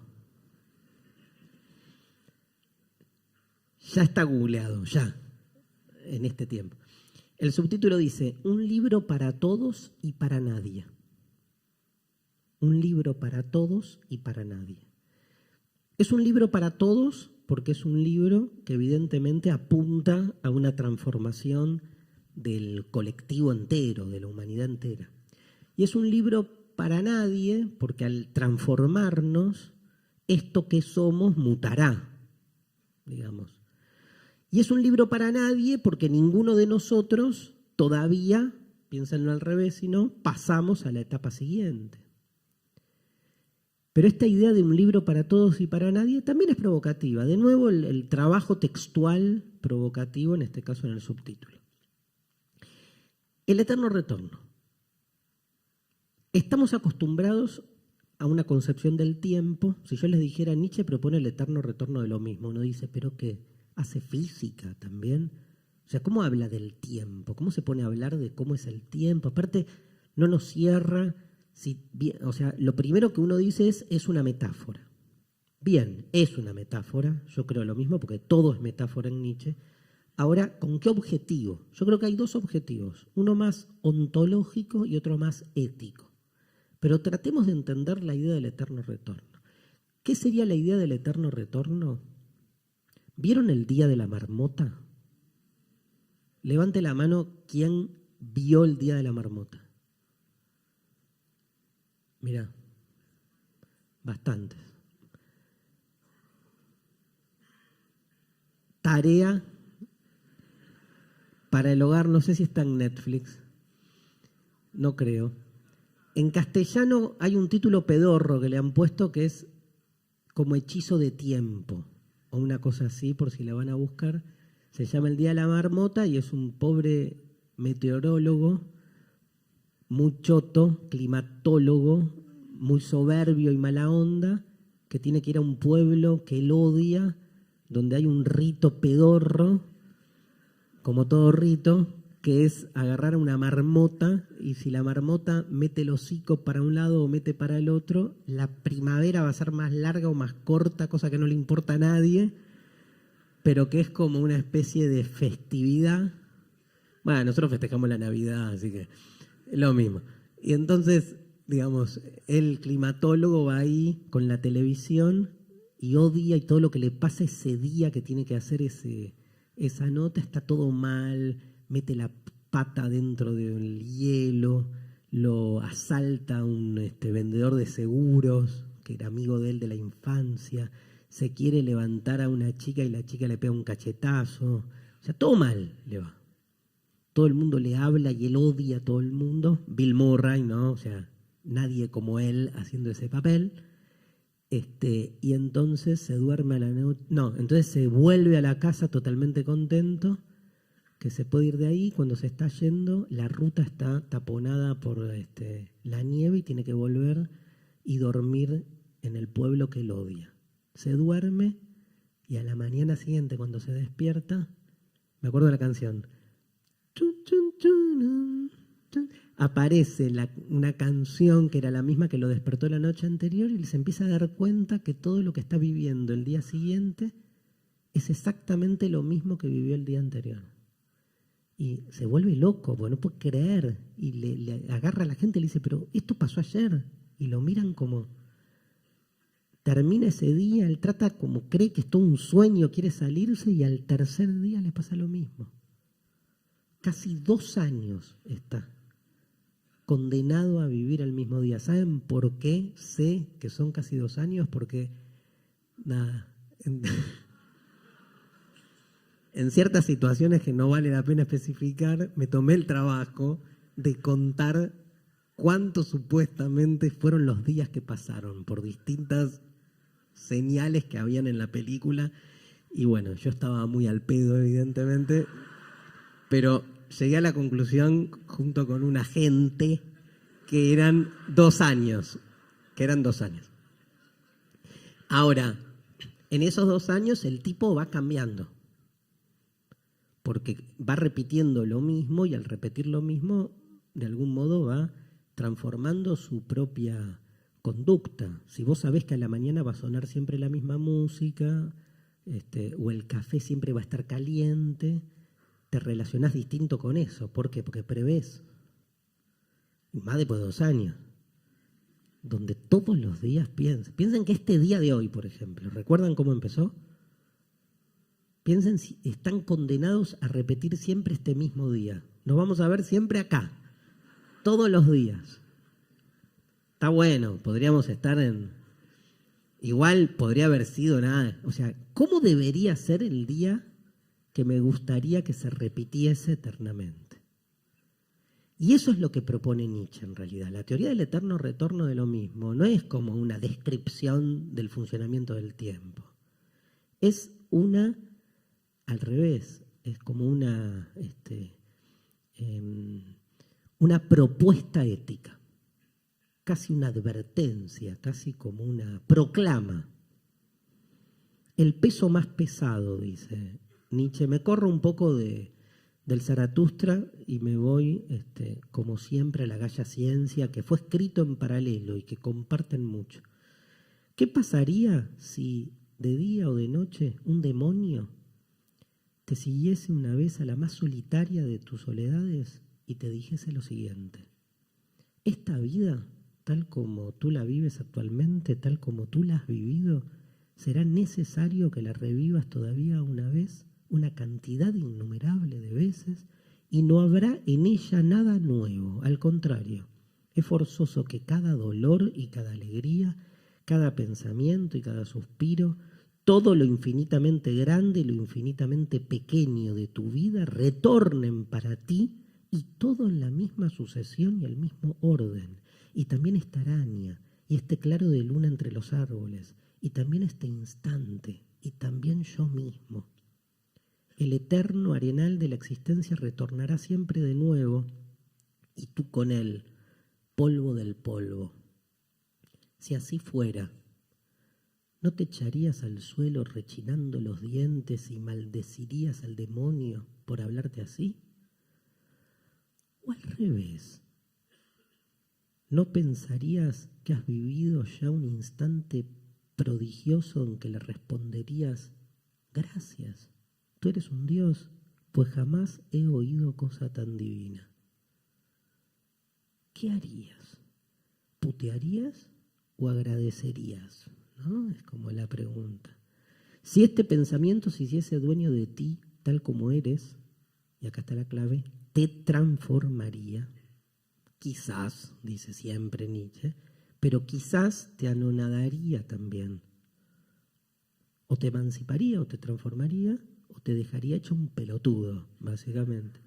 La pregunta, ¿quieres esto por una vez aún y una cantidad innumerable de veces en todo y para todo? Pesaría sobre todas tus acciones como un peso formidable. O al revés, ¿cómo será forzoso para ti amar tu propia vida y que te ames a ti mismo tanto para no desear otra cosa que esta suprema y eterna confirmación? ¿No? Como el dispositivo obliga a la pregunta: ¿esto que vivimos hasta ahora, que es nuestra vida, les gustaría que se repita eternamente? No, no, no, no, no, no. ¿Y entonces por qué así? ¿Por qué así? Esa es la pregunta. Preguntate, dice, ¿no? Nietzsche, como una especie de pastor evangélico de la televisión. Preguntate, ¿cómo has vivido tu vida hasta ahora? ¿Qué pasaría si viniese un demonio y te diría: esta vida va a repetir eternamente la misma? Entonces, ¿por qué es una provocación ética? Porque lo que exige es que uno, ante esa pregunta, como que uno bucease en su propia existencia y viera qué mierda está haciendo de su vida, básicamente. Porque si la vida se va a repetir eternamente, eso significa, ¿no? Tantas cosas. ¿Seríamos hinchas del mismo club de fútbol? No. Ya sé que te van a decir: sí, se cambia de todo menos de la camiseta. Pero si eternamente, o sea, eternamente, que te ganen como te ganan en el último minuto y esas cosas, hubieras estudiado lo que estudiaste. ¿Le hubieras dicho que no a esa persona en ese momento totalmente convencido o convencida de tu decisión? Momento que el resto de tu vida tratás de superar con un par de vodkas cada vez que te acordás la cagada de tu vida por cagón o pelotudo.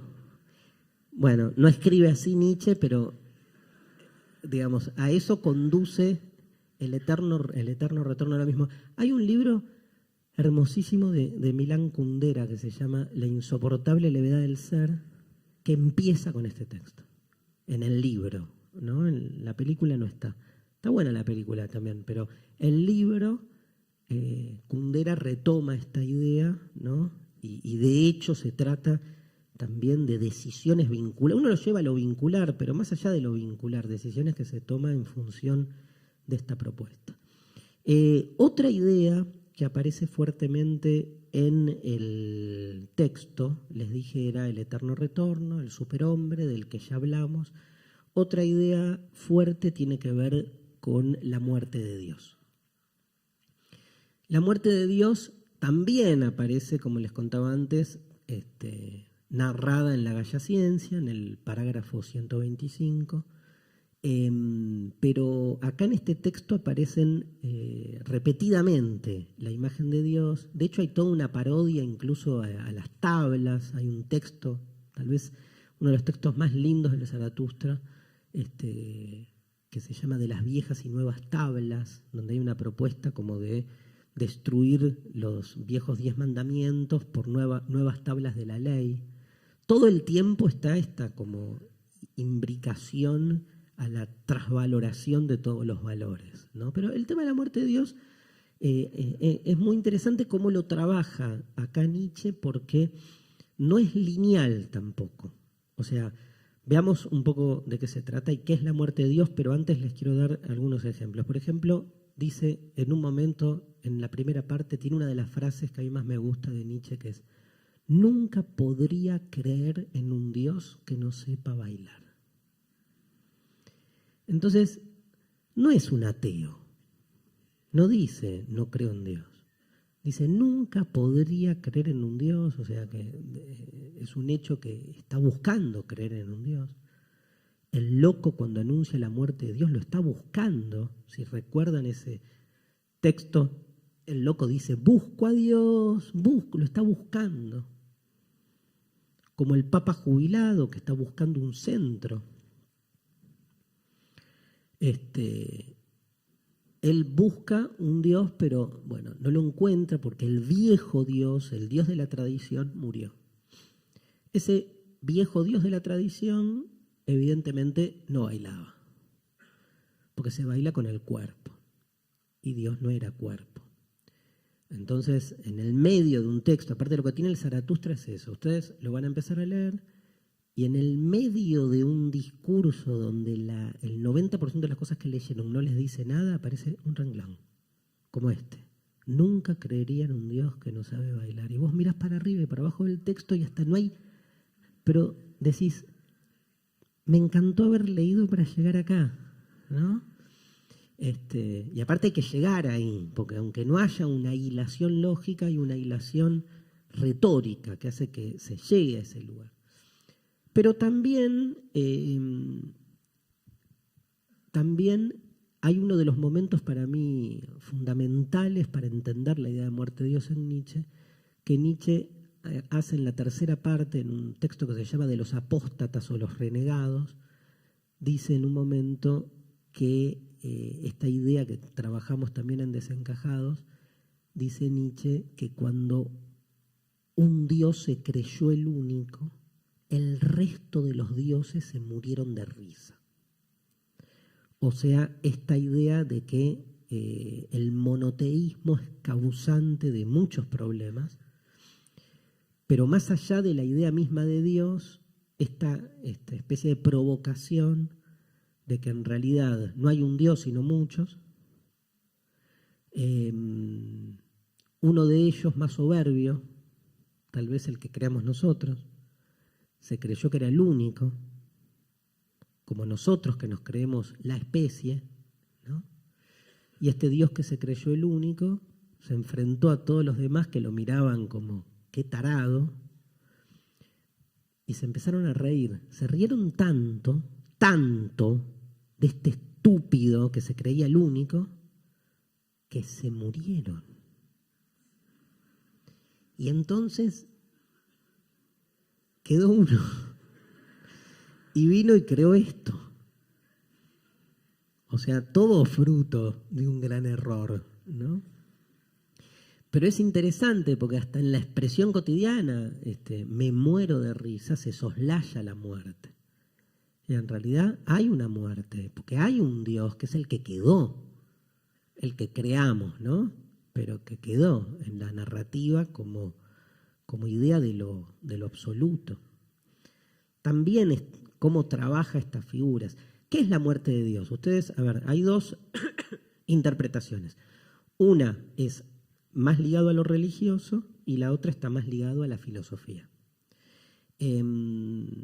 Porque hay también una pelea de Nietzsche contra la religión, evidentemente, entonces en la muerte de Dios también hay como un palo a la institución religiosa y sus metáforas. Pero en el fondo, el concepto de muerte de Dios excede lo religioso. O sea, la muerte de Dios es la muerte de la verdad, es la muerte del orden, es el poder pensar la realidad no desde principios ordenatorios y hegemónicos que le dan sentido en términos económicos y administrativos a todo. Es poder descentrar el sentido. Dios es un símbolo de ese fundamento primero a partir del cual todo se estructura. Por eso da igual que sea Dios, que sea el ser humano, que sea el cosmos, que sea la guita, que sea el amor. Poné lo que quieras en el centro. ¿Necesitas un centro para que la cosa tenga sentido? Sos religioso. Ahora, asumir el sinsentido de la existencia y la contingencia infinita de lo real es asumir que ese centro siempre es impostado, que todo Dios siempre es una metáfora. Si funciona, está todo bien. Ahora, en un momento deja de funcionar. ¿Sigue funcionando la metáfora de Dios que creamos hace miles de años? ¿O ya no? ¿Nos da respuesta el Dios de los textos bíblicos? ¿Nos resuelve nuestros problemas existenciales como cuando hace 3000 años fue creado? ¿O ya no? Y si ya no, ¿hace falta crear nuevos dioses? ¿O es la ocasión, el kairos, la oportunidad para evidenciar este dispositivo y dejar de necesitar creer en un centro? ¿O no podemos no creer en algo y necesitamos crear un fondo, crear otro Dios? Y tengo una tercera postura. O peor, sabemos que todo es una metáfora, pero necesitamos hacernos los pelotudos y hacer pasar una metáfora como si fuera real, aunque en el mismo momento sepas y te des cuenta que estás haciendo ese operativo. Como cuando uno está con alguien mirándolo, mirándola y diciéndole, sos el amor de mi vida, sabiendo que no existe el amor de la vida.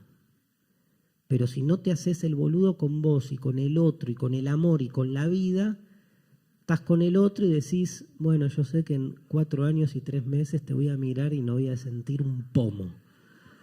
Pero en ese momento, o sea, no da. Porque falta algo. Entonces, eso es, eso es lo que estoy tratando de explicar. Más fácil, estás ganando 1-0, faltan 3 minutos, te están cascoteando el rancho, llueven los centros, tus defensores no hacen nada y los ves repentinamente cansados y en ese momento estás en tu casa, ponele. Te arrodillás frente al televisor, te persignás y decís, te juro, Dios, te pido perdón primero. Y te juro que creo en vos. Creo en vos, no entra o entra. La pregunta sería, ¿crees o no crees en Dios en ese momento? Digamos, la respuesta binaria es, sí, se convirtió. El fútbol todo lo puede. Entonces se convirtió en ese momento y pasó a creer en Dios. La otra respuesta sería la negativa, decir, no, o sea, está haciendo toda esta especie de tramoya de autoengaño, ¿no? La posverdad en el fútbol, o sea, uno se autoengaña a sí mismo, se miente a sí mismo, porque está desesperado porque le están por empatar. O, a mí me gusta la tercera posición. Yo siempre voy con la tercera posición. Que es, en este caso sería un poco y un poco. Es una mezcla, o sea, no creo en Dios, pero en este momento sí creo. O sea, no es que en este momento no creo. Creo, tiene valor esa creencia. Bátimo, en un libro que se llama Creer que se cree, habla del medio creyente. Buscando porque no es que no me pasa nada. En ese momento, obvio que no, Dios no es ni Jesús, ni la iglesia, ni la sinagoga. Pero le estoy pidiendo a algo que suceda algo. O sea, hay algo de religioso en eso. Ahora, evidentemente, esa religiosidad es pragmática. ¿Y cuál no? Porque si no es como... otra manera de resolverlo es con la figura del como si, ¿no? O sea, hago como si Dios existiera y me creo, ¿no? El como si, siempre, hacemos todo como si, ¿no? En el amor ni hablar. Hago como si fueras el amor de mi vida, ¿no? Es la misma lógica. Pero son formas como de salirse del binario. Entonces, en este sentido, la muerte de Dios, lo que de algún modo nos lleva Nietzsche a pensar es si la metáfora del Dios tradicional todavía sigue vigente. ¿Por qué? Porque en la idea de verdad como metáfora que trabaja Nietzsche, piensen que para Nietzsche toda verdad es una metáfora que se impone como si fuese una certeza, desmetaforizándose. O sea, si una verdad es una metáfora, significa que en el momento en que la asumimos como tal, deja de tener efectividad. Va de nuevo, si una verdad es una metáfora, no podemos nunca darnos cuenta de eso, porque entonces no está funcionando. ¿Qué significa que una verdad es una metáfora? Significa que la verdad no es la verdad, sino que es una interpretación de la verdad que se impone como si fuese la verdadera. Pero al imponerse como si fuese la verdadera, deja de lado su carácter metafórico. La verdad, dice Nietzsche, es la mentira más eficiente. Ahora, esa mentira es eficiente cuando todos la creemos. Y cuando todos la creemos, ya no es más mentira. Sigue siendo mentira. Pero una mentira que triunfó. ¿Cómo se llama la mentira que triunfó? Verdad. ¿Cómo se llama la metáfora que logró que nadie se dé cuenta que es una metáfora? Verdad. Entonces, todos creímos en Dios durante muchos siglos porque no vimos su carácter metafórico. Ahora que vemos su carácter metafórico, y lo vemos ¿por qué? Y en esto Nietzsche es, pero marxista, en términos de cierto materialismo, del materialismo transformador. Dice Nietzsche, porque los cambios materiales que se producen en el mundo generan que una metáfora se vuelva en desuso. De hecho, en la definición que da Nietzsche sobre la verdad, dice, la verdad es una metáfora que es como una moneda que en algún momento pierde su eficiencia y en vez de ver la moneda, la vemos puro metal. Qué metáfora la moneda, ¿no? Increíble, o sea, es un pedazo de metal, loco. Y sin embargo, morimos por eso. Direcciona la existencia, pero porque le adjudicamos, tiene un valor metafórico. No deja de ser metafórico. El valor de cambio no deja de ser metafórico. No deja de ser de un acuerdo entre los seres humanos. No deja de ser el producto de unas relaciones sociales.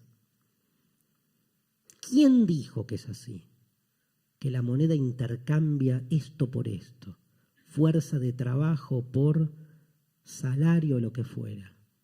Se impone una metáfora y la metáfora deja de tener en algún momento eficiencia. Se supone que en el mundo posmesiánico del anarquismo comunista que llegará en algún momento, ahí, digamos, todo va a ser metal y vamos a intercambiar metal con amor y lúdicamente, ¿no? Por ahora no. Ahora, esa metáfora de Dios ya no nos da respuesta, porque es una metáfora que fue creada, por eso Dios muere, fue creada en su momento. O sea, ¿por qué surge esa metáfora? Piensen en el principio de los principios. ¿No? Algo hablamos, creo, la clase pasada. Al principio de los principios, o sea, estaba todo oscuro.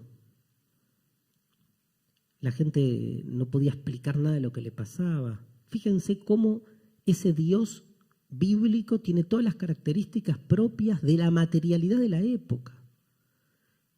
Incluso la más importante, que es la metáfora de Dios como luz, ¿no? Que tiene que ver con que en ese momento no había electricidad. La noche era la noche. ¿Cómo no vas a crear lo sobrehumano desde la luz? Si a la noche la gente se moría, comida por las bestias, o cayéndose en lugares, o imposibilitada de su propia organización. La noche era realmente un problema. Entonces Dios es luz. Ahora, ¿hoy tiene sentido seguir pensando a Dios como luz cuando la electricidad ya ha mutado y ha hecho totalmente, ha transformado nuestra calidad de vida, nuestra relación, digamos, con la existencia en términos de día y de noche? Por ahí sigue siendo necesario pensar a Dios como luz en la medida en que se siga aumentando la tarifa de luz, ¿no? Entonces, o sea, además de todo, nos promueven en un retorno a la religiosidad. O sea, nos han vencido, claramente. Miren, uso claramente como metáfora del esclarecimiento, que es la metáfora de la iluminación interior, que es que entendí. ¿Por qué mierda entendí? Significa me iluminé. Si yo entiendo cuando está todo oscuro, si yo entiendo en lo difuso, en lo ambiguo, y no en el ordenamiento que promueve la luz. Miren el rol de esa metáfora. Y lo oscuro es lo negro, la carencia, los negros. Todo empieza a asociarse, lo exagero, pero hasta ahí. Porque esa es la fuerza que tiene la metáfora. Nietzsche la ve esa. Entonces, la muerte de Dios es un gran tema porque deja abierta la pregunta. Pues uno diría, hay dos posibilidades. Está lleno de textos sobre este tema el Zaratustra, ¿eh? Hay dos posibilidades. Muerto Dios significa que la metáfora de Dios ya no es funcional. Posta, esto lo dije muchas veces, pero lo repito, casi el 90% de los milagros del Nuevo Testamento, del Nuevo, los explica la ciencia y la tecnología. Hoy. Menos la resurrección, que no es un 10%, porque es el más importante. Pero bueno, ya se va a resolver el tema de la muerte. La tecnología ya lo va a resolver. No me cabe duda. O sea, ahora, lo más loco es que seguimos siendo católicos, o judíos, o creyendo en esa metáfora de Dios, ¿no? Porque también pasa eso. Y sin embargo, claro, lo llevas para otro lado, que eso es lo hermoso que vimos la clase pasada, porque el relato tiene otro tipo de potencialidad cuando uno lo lee. Entonces, hay dos posibilidades. O buscas nuevas metáforas más afines, digamos, hoy. Si hace 3000 años la metáfora de Dios tuvo que ver con la luz, ponele. Hoy, ¿con qué tendría que ver? Está bueno eso como un ejercicio de cómo refundar lo religioso hoy. ¿Por dónde tendría? ¿Qué tendría que ser Dios?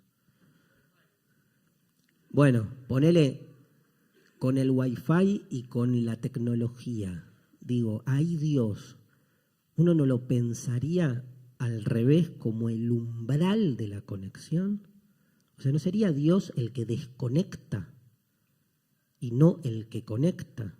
Pero entonces el Dios de hoy es un Dios que tiene como rol conectar sentido, digamos, contestar, brindar sentido, dar certeza, o el mundo de hoy es un mundo plagado de certezas, y entonces la metáfora de Dios que más garpa hoy es al revés, un Dios revolucionario.